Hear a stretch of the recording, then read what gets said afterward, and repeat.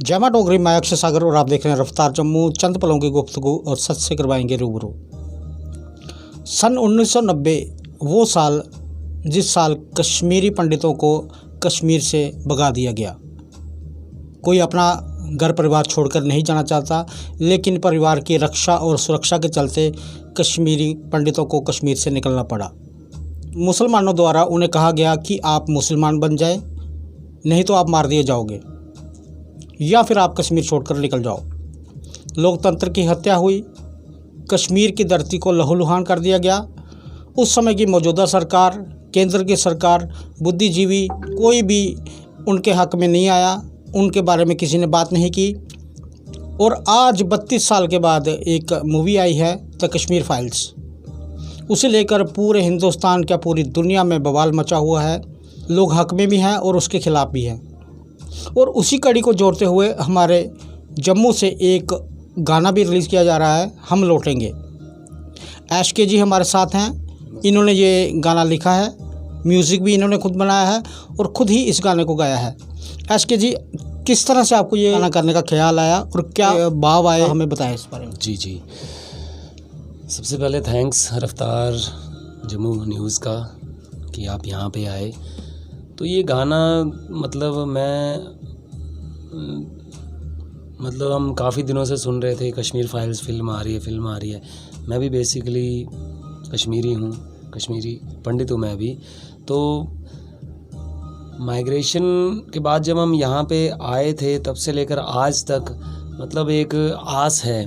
कभी भी जब हम नगरोटा में, जैसे हमारे वहाँ पे क्वार्टर्स में रिलेटिव्स हैं, रहते हैं, तो हम उनके पास जाते हैं, कभी ऐसे बातचीत होती है। वो कह रहे हैं जी जॉब्स के लिए वहाँ पे हैं, हमारे कज़न्स हैं कहीं, तो वो कह रहे हैं जी जाएंगे। हमने कहा क्या पता जाएंगे नहीं जाएंगे, गवर्नमेंट अगर चाहेगी तो जाएंगे, कुछ ऐसा कुछ बनेगा।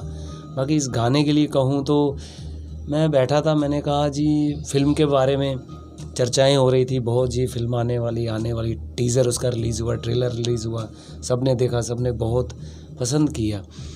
अब उसमें बीच में क्या था वो तो फिल्म के बाद अब और ज़्यादा निकल के आया बाहर। तो मेरे भी मन में था। अब देखो जैसे हमारे नवरात्रास होते हैं, कुछ होते हैं, कोई भी ओकेजन होते हैं, तो हमारा जैसे स्टूडियो हमारा काम है, चलो जी माता का वो बना दो, अपने भजन बना दो, अब पेट्रियोटिक सॉन्ग निकाल दो। 15 अगस्त आ रही है, 26 जनवरी आ रही है। तो मैंने कहा कि चलो कि मैं क्या कर सकता हूँ इसके लिए। मैंने कहा सोच तो है, आज तो हमारे भी दिल में है कि maybe one day we will go to our homeland. तो मन में आया कि गाना, एक मैं आर्टिस्ट हूँ, मैं गाना ही बना सकता हूँ और क्या। फिर मन में आया कि क्या होना चाहिए गाना। तो बस उसी आस को मैंने शब्दों में पिरोया, देन उसके बाद संगीत में पिरोया, अपनी आवाज़ दी और एक गाना निकल के आया, हम लौटेंगे। तो बस अब उसका वीडियो भी रेडी हो चुका है। 21 मार्च को ये रिलीज़ होने जा रहा है। बाकी आप सब पे है, सपोर्ट कीजिएगा, हर एक इंसान तक ये गाना पहुँचे, हर एक कश्मीरी पंडित तक ये गाना पहुँचे कि एक आस जो हम सब के दिल में आस है, उसकी एक कड़ी को मैंने कोशिश की है जोड़ने की, ताज़ा करने की। क्योंकि कहीं तो हमारे बुज़ुर्ग थे, वो तो उनकी आस वो उनके अंदर ही रह गई और वो ऊपर भी चले गए। चलो हमारे दिल में है आस, में भी एक दिन। जी एस के जी, जिस तरह से ये एक मूवी आई है द कश्मीर फाइल्स, हालांकि 3 घंटे की मूवी में पूरा सच दिखा पाना मुमकिन नहीं है। किस हद तक मतलब जो इस फिल्म में सच्चाई दिखाई गई है? सर मैं तो एक्चुअली मुझे मालूम ही नहीं है, मैं तो छोटा सा था, 8-10 साल का था। अब कहानियाँ सुनेंगे तो वो तो बहुत सी कहानियाँ अभी आप सब हम देख रहे हैं सोशल मीडिया पे, जो कश्मीरी पंडित हैं, फैमिलीज़ वालों को पूछते हैं आपके साथ क्या हुआ, दूसरे को पूछते हैं क्या हुआ।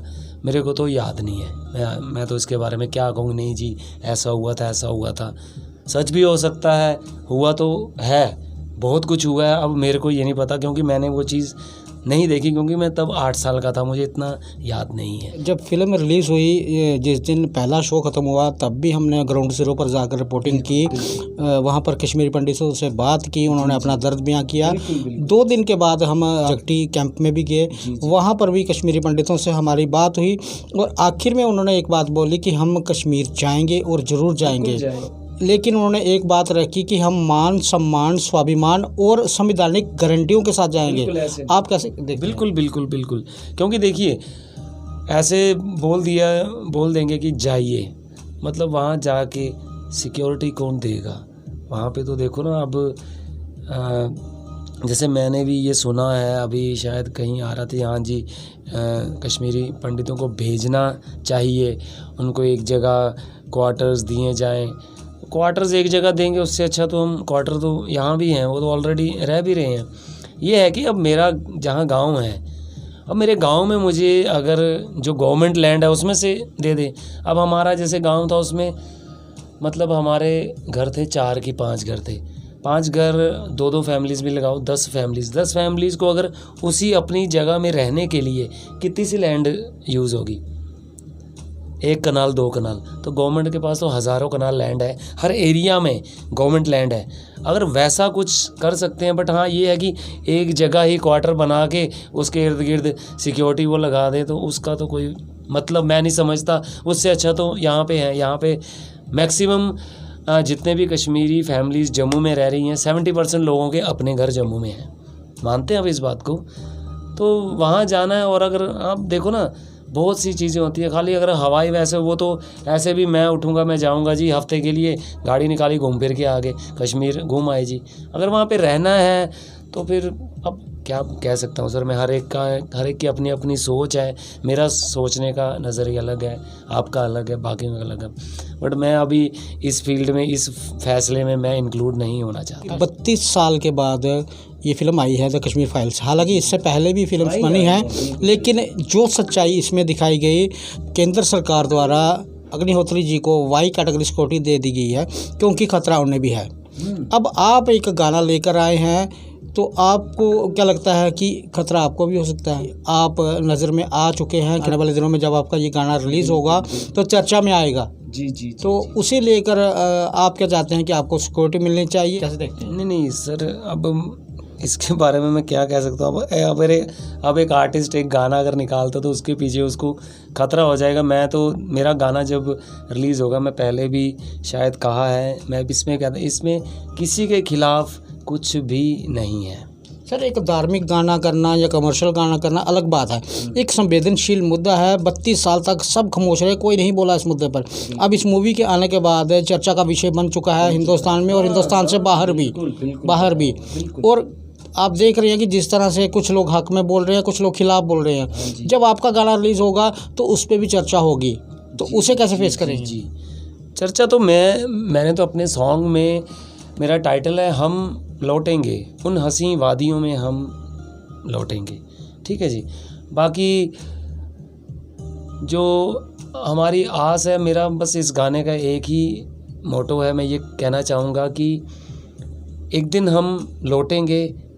उसके अलावा इसमें नेगेटिव बात मैंने कोई नहीं बोली है, बट अब मेरे अकॉर्डिंग टू मी कि इसमें मैंने कुछ गलत गाया हो या कुछ गलत वर्ड्स, कुछ नहीं है, ना इसमें गलत कुछ दिखाया गया है। ठीक है जी। बाकी तो अब क्या कह सकता हूँ, रिलीज़ होगा तो आप सब देखिएगा, आप ही जो सब फैसला कीजिएगा कैसा है। आज के जी बात करने के लिए बहुत बहुत धन्यवाद। Thank you sir, thank you, शुक्रिया।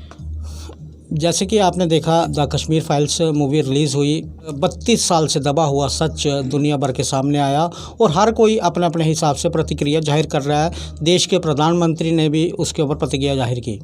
अब उसी कड़ी को जोड़ते हुए एसके जी का एक गाना आ रहा है, हम लौटेंगे।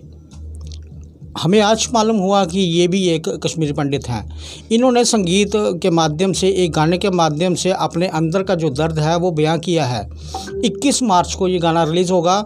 हम लोग आपसे यही कहना चाहते हैं कि जिस तरह से आपने कश्मीर फाइल्स देखी है, उसी तरह जो इन्होंने गाना बनाया उसे भी आप ज़रूर देखें। आगे भी देखते रहे रफ्तार जम्मू। जय जम्मू, जय भारत।